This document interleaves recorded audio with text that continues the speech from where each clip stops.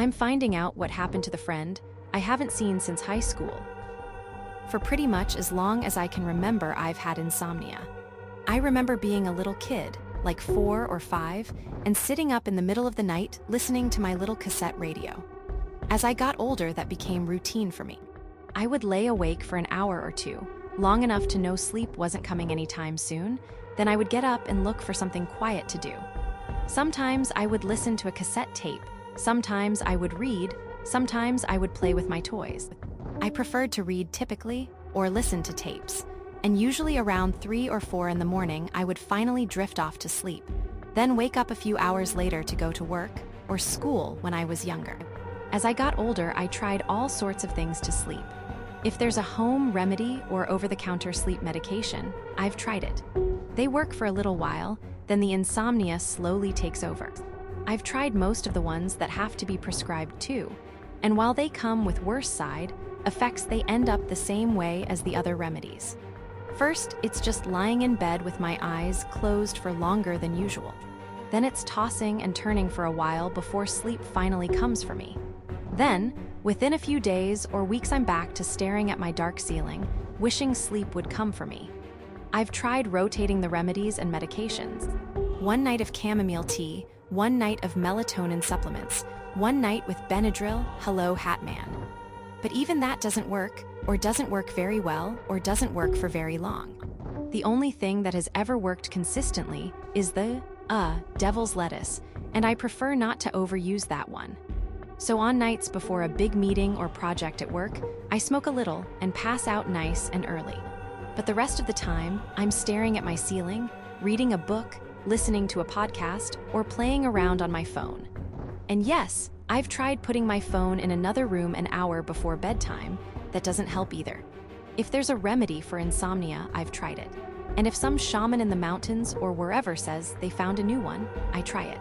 So when I got an email from my high school best friend's old email address saying they had found the cure for insomnia, of course I went to meet up with her in an empty parking lot at midnight to get this miracle cure. I'm stupid, okay, sue me. Not to be rude, but... Again, she trailed off and I hesitated for a moment before saying, okay, this is going to sound super weird, but please give me a chance. I knew Amy in high school. We talked a little after graduation. Then we pretty much fell out of touch. Until a few months ago, when I got an email from her. Meredith's eyebrows had been climbing up her forehead the entire time I was talking, and by the time I said she had emailed me, they were basically in her hairline. She didn't believe me, and I didn't blame her. I continued. I responded to the email, and she said she had this miracle insomnia cure. I've been an insomniac basically my whole life, so I was really hopeful. So we met up and she gave me, Meredith cut me off, she gave you a plant named Charlie. Her words shocked me so badly I felt like I had been punched, and I know I reeled back as if I had been hit. I said, well, yes, but no, but I named the plant Charlie and I never told her that. Meredith shook her head and opened the door to room 417, then gestured for me to walk in. There were 2 beds in the large room, divided by a curtain. In one bed was Amy, looking exactly as she had when I saw her a few months ago. In the other bed was a woman with dark hair and olive skin. They both looked asleep, as if they would wake up at any moment. Meredith was studying me carefully as she pulled out a chair and sat down. She said, all right, I'll tell you the whole story.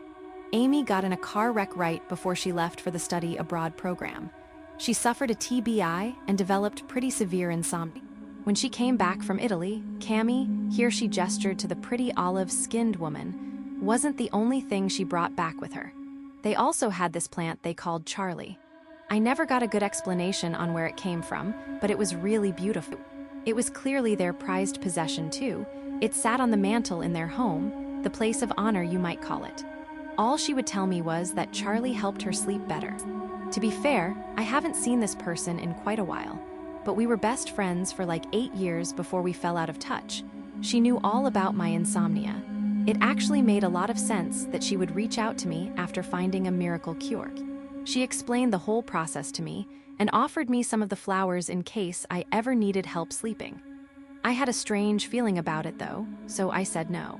But she and Cammy adored their plant, so I didn't want to say anything to poo-poo it. Then, after a while, Amy started having trouble getting up.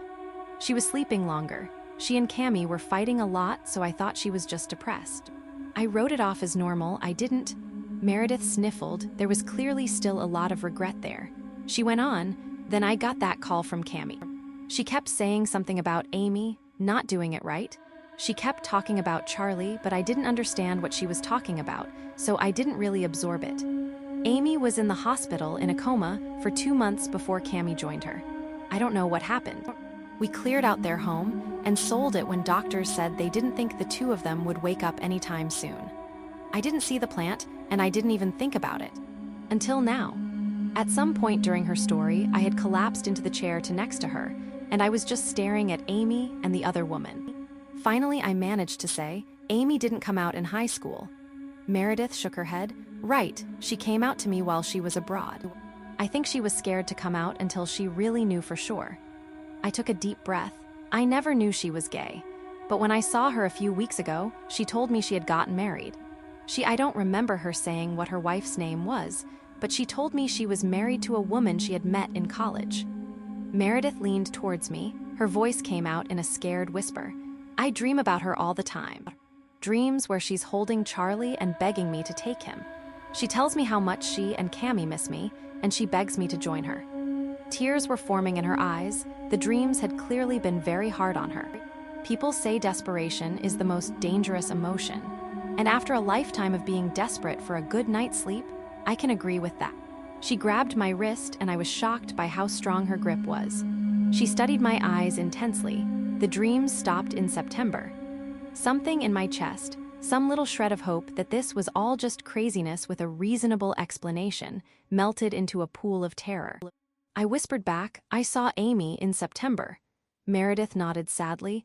I can't help you, James, I'm sorry. I sagged back against my chair. You don't have any ideas that could help? Any information I might find useful? Meredith shook her head, a resolute calm turning her face to stone. No, I'm sorry. I need you to leave now. I can't have another person on my conscience. I wish you all the best, James. I left the hospital feeling like someone had just popped my birthday balloon.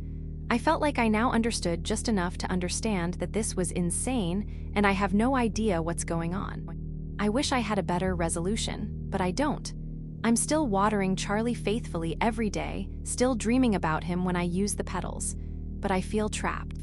I can't sleep at all when I don't use the flower, but when I do use it, I'm sleeping longer and longer each time.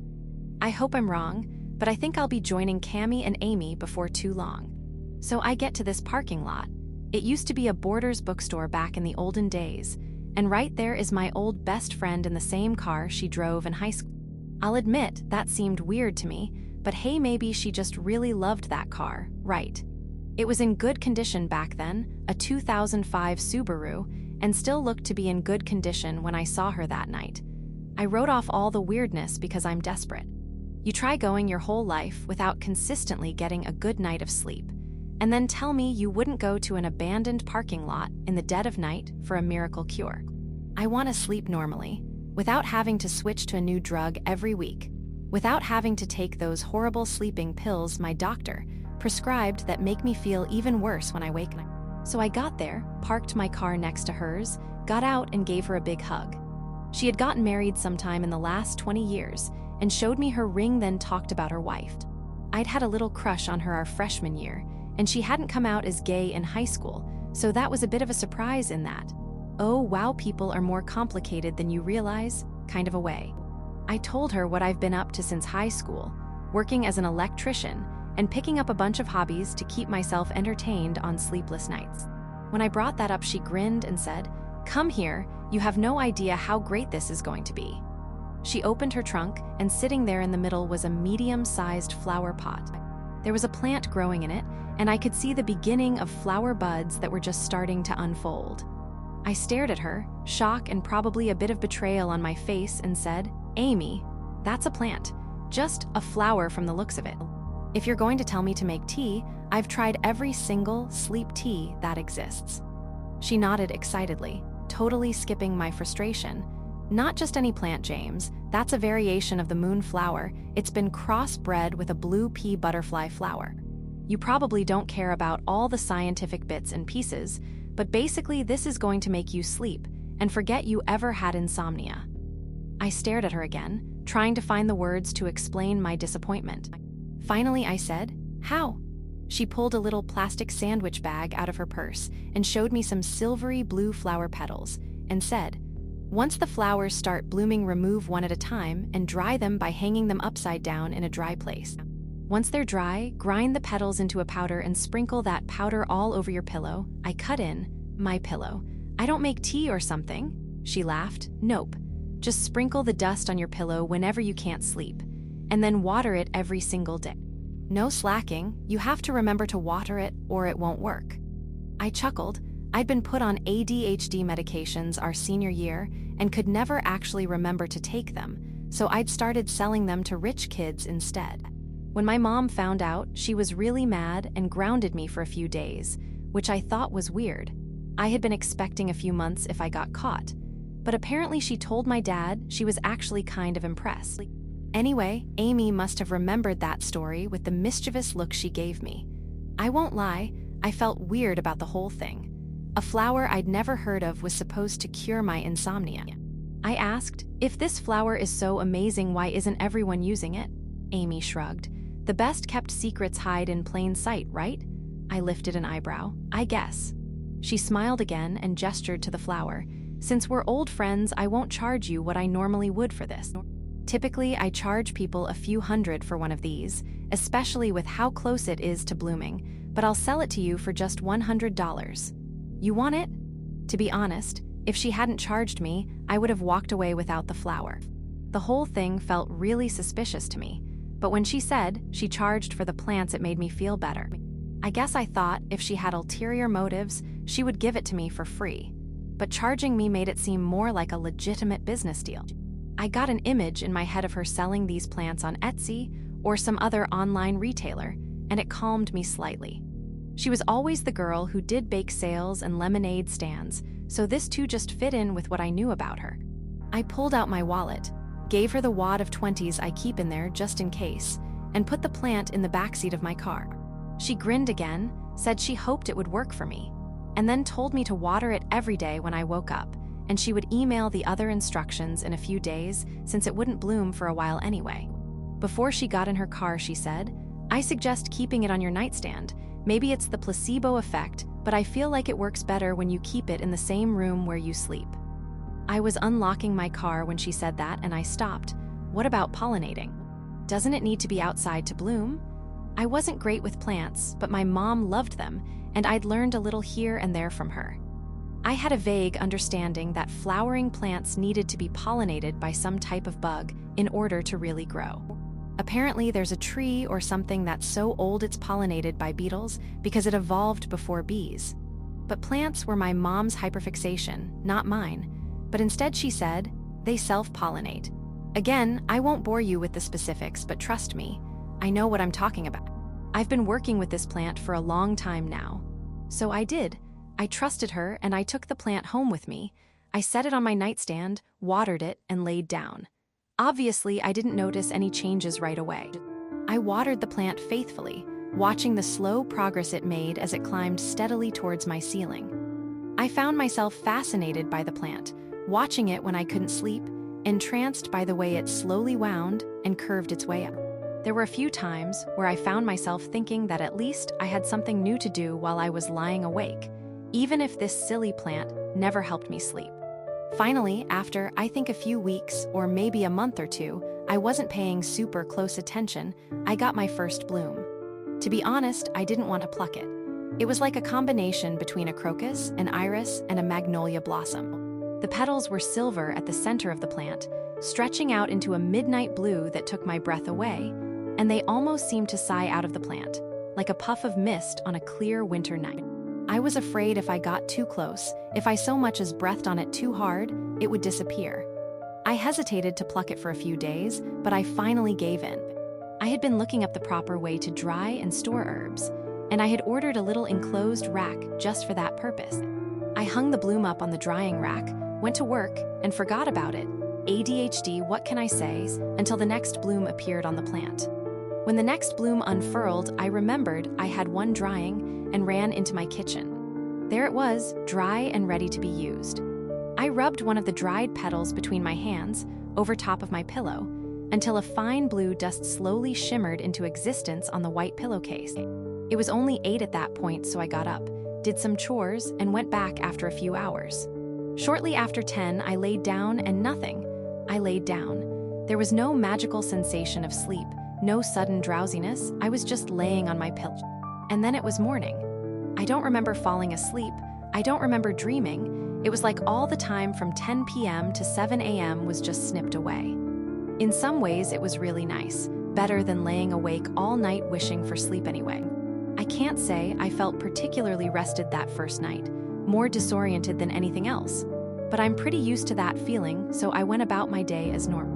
When I got home from work that afternoon, I remembered Amy and pulled up my phone to email her, so I could let her know it seemed to be working so far, but I couldn't find her email. I figured I must have deleted it without meaning to, so I looked her up on Facebook, but she wasn't there. That wasn't too weird. A lot of people I know have started getting away from Facebook, so I looked her up on Instagram but still couldn't find her. I barely slept that night, not because of my insomnia, but because I was trying so hard to find Amy and I just couldn't. Google searches didn't return anything. I couldn't find her in any city or state databases. I couldn't even find any references to her on the website for our high school. They do this time machine thing where you can look people up. Actually super cool. It was like Amy never existed. I don't remember getting in bed, but I woke up in time for my first alarm, snuggled down under the covers. I got up and started getting ready for work, resolving to myself that I would find my old yearbook and locate Amy somehow. But by the time I got to work, I had completely forgotten about my search. When I got home that night, I remembered briefly, but I was so tired all I wanted to do was lay down. I went to my couch first, played on my phone and read for a bit, then drifted to my bed. I laid down, but sleep refused to come as I tossed and turned. After an hour, I broke, got up and retrieved one of the petals from my kitchen, then crumbled it onto my pillow. I drifted off while staring at the plant and had a single dream. In my dream, I was trying to water the plant. I would fill a pitcher with water, but when I tried to empty the water onto the plant, something else would come out instead. Sometimes it was more dirt, sometimes it was a different liquid, sometimes it was nothing at all. When I woke up in the morning, I felt disoriented again, but slightly more rested than usual. I didn't have to work, so I stayed in bed for a little while and relaxed. After a bit, I remembered my abandoned search and hurled myself out of bed to run to my garage. I dug through box after box until I finally had all 4 of my high school yearbooks. I flipped through them all looking for Amy, and in every single one, I found her. Crisis I made up in my head averted, I packed the boxes back up and went on about my day. As I've said before, I'm not a smart man. I should have listened to my gut instinct. I went about my life normally, making taking care of the plant, I named him Charlie, a normal part of my day. I would wake up, dump the remnants of my glass of water into the soil, pluck new blooms and hang them up to dry, then go on with my day. At night, I would sprinkle the powder onto my pillow, lay down, and wake up in the morning. I finally felt like a normal person. It may sound weird, but I know my fellow insomniacs will get me. I've always envied people who can just lay down and sleep. And I don't just mean people who say they're out as soon as they hit the pillow. I mean I envy every single person who regularly gets a good night's sleep without the use of drugs. And for the first time in my life, I finally knew what that felt like, which is why I ignored all the red flags. Now some of the red flags are obvious to you, I'm sure. Bought a plant out of the back of a Subaru in a parking lot late at night from someone I hadn't seen in almost 20 years, didn't do any research, etc. But there are others I should probably tell you about too, like the fact that most of my dreams seem to revolve around Charlie. That's weird, right? Pretty much every night I would dream about something to do with Charlie. I ignored it. I figured my subconscious was so excited to finally be getting regular sleep that it was hyper-fixated on what was causing it. Then there was the fact that sometimes I would just wake up in my bed without ever remembering getting in bed in the first place. When that happened, I usually couldn't remember any dreams either. And to be honest, it made me feel a lot better about getting in bed at a reasonable time every night. Then there were the dreams. I don't know how to explain this, but they were addictive. On the nights when I did dream, it would always start out being about Charlie, then it would move on into some other subject matter. The dreams were vivid, vibrant, they almost felt more real than the real world. I would wake up some mornings in tears because I had to leave whatever incredible world my subconscious had been in. I had a few weeks where I was getting the best sleep of my life, having the most amazing dreams, and feeling rested every single day. Any weirdness surrounding the flower was easy to forget about, especially in comparison to how nice it was to finally be sleeping. Then one day, I forgot to give Charlie water. Based on what Amy had said, I had assumed the plant would wither or stop producing flowers if I failed to water it. But when I woke up the next day, a cold sense of dread in my gut as I remembered that Charlie hadn't been watered the day before, I was relieved to see that Charlie was perfectly fine. I apologized, gave him an extra helping of water, and grabbed my phone from the nightstand. It was 5 p.m. I flung myself out of bed, as if moving fast enough would let me make it to work on time, 9 hours ago, then stood in my bedroom feeling confused and a little scared. I've never slept for more than 8 or 10 hours, and I've certainly never slept for almost 20 hours before. After a few minutes of confused standing, I grabbed my phone again and called my boss. I told him I was sick and had accidentally overslept. I blamed new medication, and I think he probably bought it. He gave me a warning, told me not to let it happen again, and that was it. But the whole experience didn't just rattle me, I was oddly terrified. I went back to my old yearbook, found Amy again, and looked up just her last name. This time, I actually found something useful, her mom's Facebook. I sent a message saying I knew her daughter in high school and wanted to ask her something. Left my phone number and said if she was comfortable talking with me, to give me a call. I didn't really want to go back to sleep that night. I didn't trust sleep as much anymore, so I spent most of the night playing video games before crashing on my couch. I got a normal, fitful sleep that left me feeling tired and groggy in the morning. Perfect, just how I like it. After 3 days of couch sleeping, I finally got a call from Amy's mom, Meredith. I didn't recognize the number at first and answered expecting just a regular spam call. The woman on the other end said, "Is this James?" Amy's friend? I grinned. I had finally made some progress. Yeah, this must be Meredith. She sounded tired. That's right. You should be able to get permission to visit her from the hospital she's in if that's why you wanted to talk. It felt like all the air had been slammed out of me. All I could say was, "What?" She sighed. "Is that not what you're calling about?" I was flustered. What happened to Amy? She seemed fine the last time I saw her. Meredith laughed, but it was humorless. I take it you haven't seen Amy in quite some time. Why are you calling? I was quiet for a moment as I tried to collect myself. Finally, I said, "Can we meet for coffee or something? I feel like this conversation might be easier in person." I heard movement on the other line as Meredith said, "Sure, I'm heading to First Memorial Hospital right now. I'll meet you there. We can get coffee in the hospital cafe. It's really not bad." I chuckled uncomfortably. "Okay, it'll take me about 20 minutes to get there." "Is that okay?" Meredith said it was, and I rushed to grab my keys, then got in my car. I drove to First Memorial, feeling like reality had just collapsed around my ears. Apparently, something had happened to Amy right after I last saw her, which didn't explain why I couldn't find her online anywhere. But it was a start to unraveling the weird little mystery I was in. I got to First Memorial, parked across the street because I refused to pay for hospital parking. That should honestly be illegal, and walked inside. The cafe was right next to the visitor's entrance, and sitting at a table was a woman who looked a lot like an older version of Amy. I smiled as I walked towards her, then extended my hand for a shake. I said, "Hi, ma'am. I'm James, Amy's friend." Meredith smiled sadly. "You can call me Meredith. I love that you youngsters always introduce yourselves as her friends. Makes me feel like she might wake up one day." Nothing she said was making sense, so I excused myself to get a cup of coffee. Once I had it in hand, she said, "Do you want to walk up to her room with me? We can discuss whatever is going on the way." I agreed and followed her to the elevators. It seemed to be a familiar journey for her, and I felt strange beginning my story right away. I asked, "So do you mind telling me what happened to her?" Meredith gave me a quizzical look but said, "Okay." Well, she graduated high school and went abroad to study. She met her girlfriend there, they got engaged, and came back to the States together. Then, about a year later, I got a call from Camilla. She said Amy hadn't been sleeping well for a while. Then all of a sudden, Cammy got up one day and Amy wouldn't wake up. She looked like she was sleeping peacefully, but she wouldn't wake up. We called an ambulance, and she trailed off as we exited the elevator. The rest of her story was pretty clear. As we approached the doorway to room 417, Meredith said, "So why are you here? I thought all of Amy's close friends knew about all of this."